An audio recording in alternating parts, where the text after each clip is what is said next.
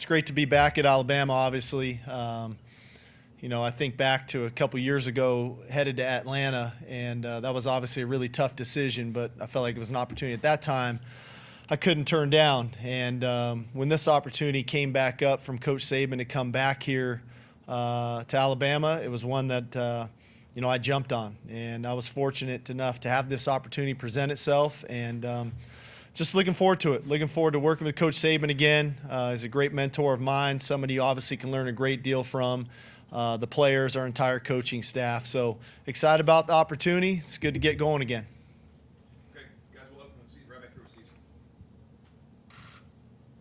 Hey, Coach, Cecil Hurt from the Tuscaloosa News. Could you clarify for us a little bit, because there's all kind of stories out there about when you met Tua, how long you've known Tua, what your relationship with Tua is, Sure. how you recruited him at your previous stops. Yeah, and so forth. Tua used to come to camp with us previously when I was at USC, and so he started to develop the relationship there, and I had offered him a scholarship pretty early in his career in high school, and had just started that relationship and developed that relationship. And then going back to when I took over at Alabama here in 16, even in that transition as Lane was headed to FAU, got a chance to get on the road and go recruiting and kind of reconnect and reestablish that relationship. And that was when Tua came mid-year, and then obviously about a month or so later is when I left for Atlanta. So had kind of a long-standing relationship with he and his family, his mom and dad and whatnot. And so I think it made for a little bit of an easier transition at that time and even now of just having that relationship of knowing the family, being in their home in Hawaii on home visits. So I just think all in all for us, for Tua and I, that previous relationship that we've had, I think has been very helpful in the transition now with a new coordinator, myself coming in here for this year. You talked about that 2017. You were able to do some recruiting. Could you see what was a potential with this class and what they've done? Are you surprised by the success they've had?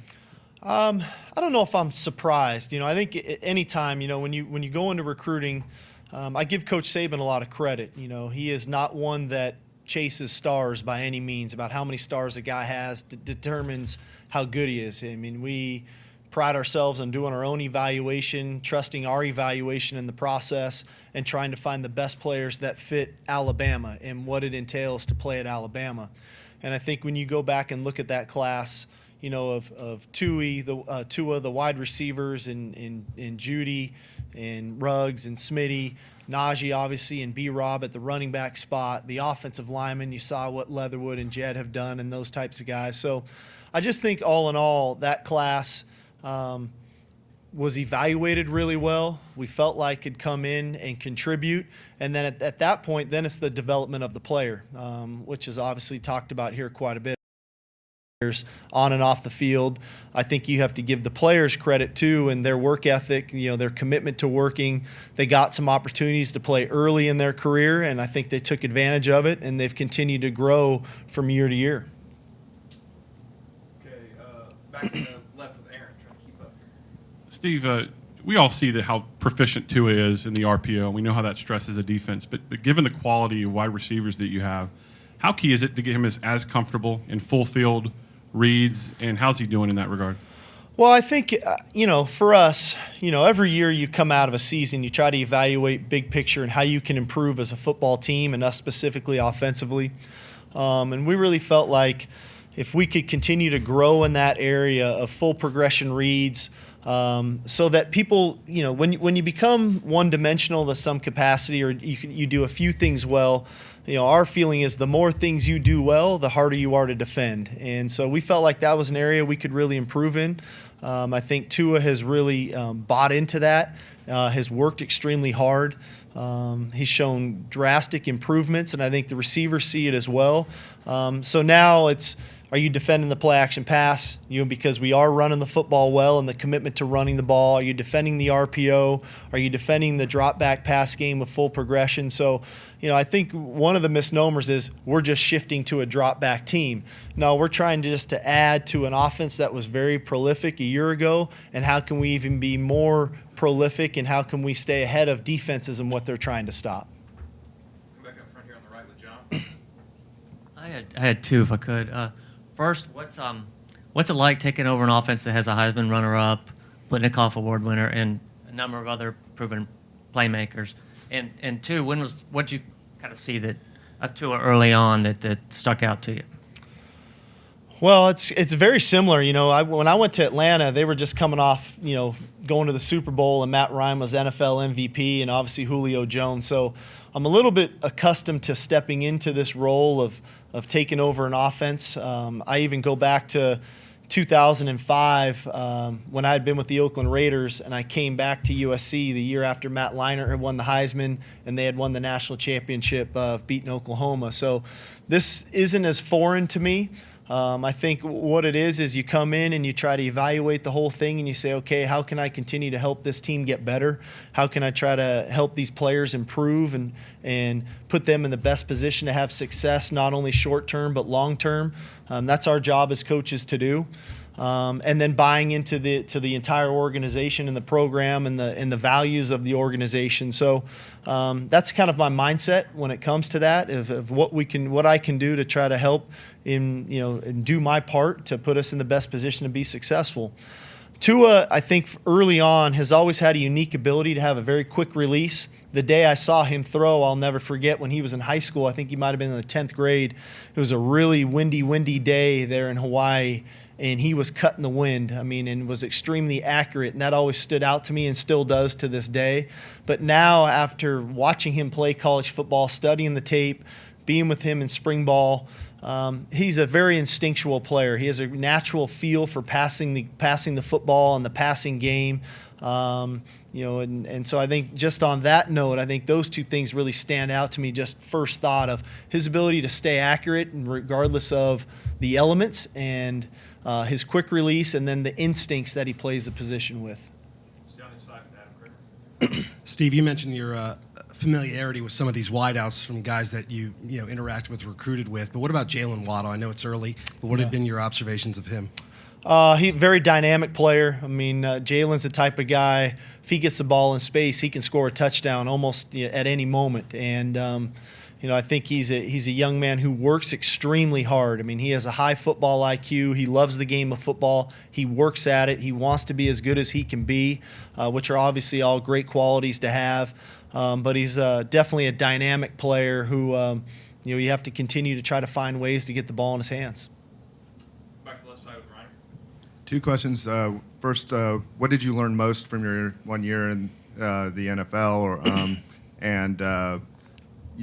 I asked Nick this, but could you foresee using like 10 personnel because of the attrition you guys have had at tight end and, given the strength of the wide receivers? Hold on, call it the right. What is it? It's not 10 personnel here. What is it? I would. Oh, okay. Okay, got it. Well, I think that I had a year in the NFL early in my career back in 2005, and that was a great experience for me. At that time, I was 29 years old at that time, coaching quarterbacks for the Oakland Raiders, and Rich Gannon was the returning quarterback at 39 years old. So just the demands of coaching a guy 10 years older than you who you felt like every day you walked into that meeting, how are you going to try to find a way to get him better and to coach him to feel like you were providing something to him to be the best player he could be? Even in that spring, it was Jerry Rice and Tim Brown were the two wide receivers, and I'm the one up in there installing plays and whatnot. So that was an interesting process, but it helped me the second time around when I went to Atlanta a couple years ago. Like you say, you have Matt Ryan in that room, you have Julio Jones, you have an all-pro center in Alex Mack. And so, what you go into is how do you try to help these guys be the best players they can be? And I think that's our, like I said earlier, that's our responsibility of coaches, is to put our players in the best position to be successful, whether that's through scheme, fundamentals, technique, whatever that may be. So loved my experience of doing that. I think the other thing in that league, and the NFL is a matchup league, and how do you find those matchups and create those matchups that are advantageous for you? So hopefully we can bring some of those things back here now that I'm back at Alabama. The red personnel for us, obviously 4 wide receivers and a running back, is something that, I think we'll definitely incorporate into what we're doing. I'd be remiss to keep those 4 wide receivers, not on the field when it presents itself to be an advantageous situation. So, too many times if they're standing next to us on the sidelines, something's wrong, or we feel good about something else that's happening. But they're 4 very dynamic players. They're playmakers. They're competitive. They work hard. They do everything they can that they think we think is right in the program, and ultimately it shows in the way they play on the field. So we got to continue to try to develop that package to make sure when we use it, it's not just we're throwing 4 wide receivers on the field, but there's a rhyme and a reason why we're doing what we're doing. Back up front here with Ryan. Hey, good morning, Coach. Good morning. Curious if you could describe, maybe just kind of summarize your personal offensive philosophy in just a couple of words. Well, I think it starts in running the football. In my opinion, every year I've called plays in college football, I've always had 1,000-yard rushers. So, you have to have the ability to run the football. When you can run the football, you can play action pass. The play action pass game is a quarterback's best friend, to where defenses are trying to stop the run, and now you can create throwing lanes down the field for explosive plays, and then an efficient passing game, a high percentage completion type passing game where you get the ball in your playmakers' hands in space to go create plays. Go in the back with Chris Lowe. Hey, Steve. Hey, Chris. How much does it help you that you've already been here previously? You've worked under Nick. You've worked in this system as you make this transition back. Well, I think it's big. If you recall, when I was here in 2016, I really didn't arrive until after the first regular season game that year. So I was here for the regular season in an analyst role. So I was, part of the game planning and process, but I wasn't as integrated with the players that way. So it allowed me at that time to kind of have, I don't want to say a 10,000-foot view of the program, but I had a chance to observe the program because I was here a lot to learn from Coach Saban. As much as I wanted to come and contribute, I wanted to learn as much as I could from a man who I had so much respect for from afar. And so I really came into that situation in 2016 of trying to see how the program was ran and why things were emphasized and the way they were emphasized and when they were emphasized and what was important. And so now coming back before spring ball and as spring ball started, and to hear some of those things get brought up, it just brought back a lot of thoughts and reminders, and I was able to go back through some notes of why those things are important, and then to start to emphasize them on our own, even on the offensive side of the ball, to support that message. And so I think it was big.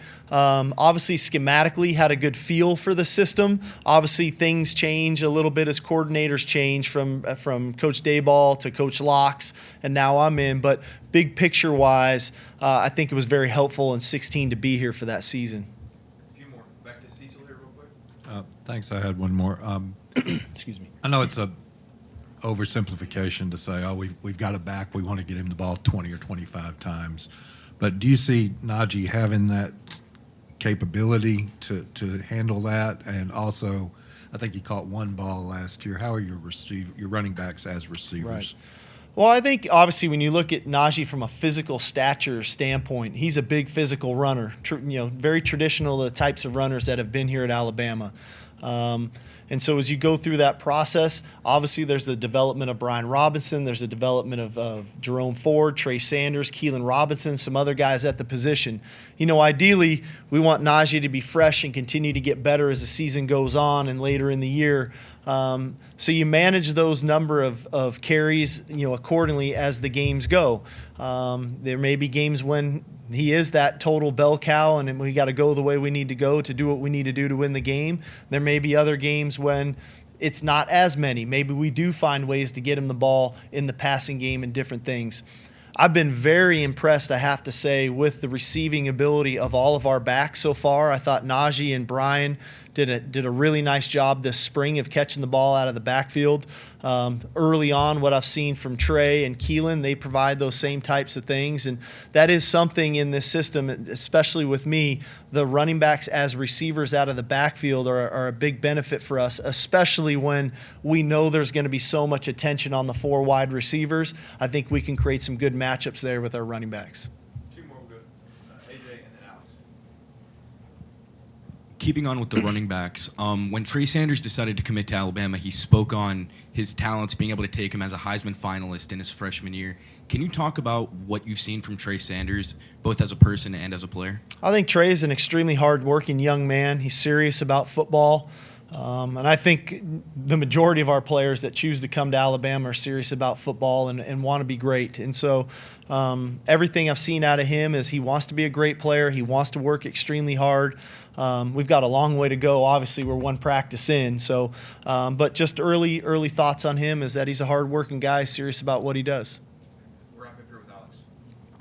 You talked about your experience kind of in the NFL all over the place. You obviously have West Coast roots. How have you seen your offensive scheme evolve over the years, even to the point now where you're adding RPOs and other things like that?